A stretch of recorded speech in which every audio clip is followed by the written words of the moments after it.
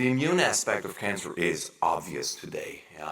Cancer is a disease that has an enormous immunological aspect. So a proper immune system can detect and dissolve cancer cells. This is a famous electromicroscopy picture of a cancer cell and surrounded by lymphocytes that attack the cell. It looks like an arm that this cell reaches out in order to drill a hole into the body of the cancer cell and to collapse it. And this is what happens all the time from the first day we are born to the last day we live, that there is an interaction between our immune system and cancer cells.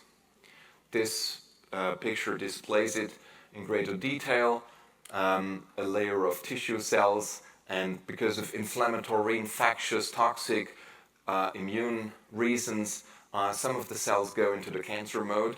But here comes the immune system. Here you can read the abbreviations of the names of the immune cells. It's highly complex, and they repair the damage behind the curtain. You don't notice it, you have no symptoms, and after a while the cell defect is repaired and the cell layer is back to normal. And this scenario goes on behind the curtain every day in our life. So we develop a little bit of cancer, we repair it, we develop it, we repair it.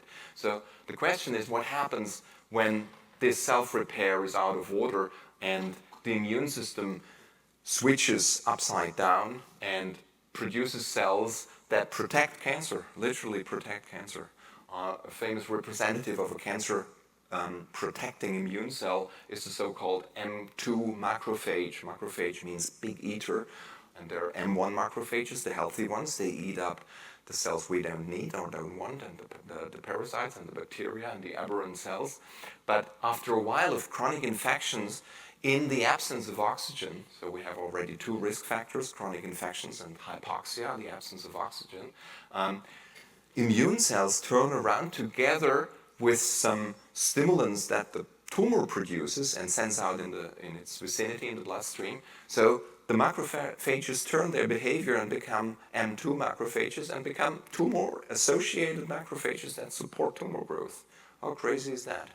So we need to reverse the causes for this switch in our immune system. We need to replenish our oxygen saturation, and we need to get the toxins out, and we need to reduce inflammation. So this article asked the question, why does the immune system turn around and starts to protect cancer? Well, the answers we already know were hypoxia, chronic infection, chronic inflammation, and toxicity. This little video displays how a macrophage, sorry, that was the wrong pointer, displays how a macrophage eats up a cancer cell. The destiny of this circulating cancer cell could have been to become a metastasis. But thanks God, the macrophage comes, and it's an M1 macrophage. It does the right thing. It does not protect the cancer cell. It eats it up. That is what we want to happen. So if that has not happened for a while, the result of the lack of this reaction is a growing cancer lump.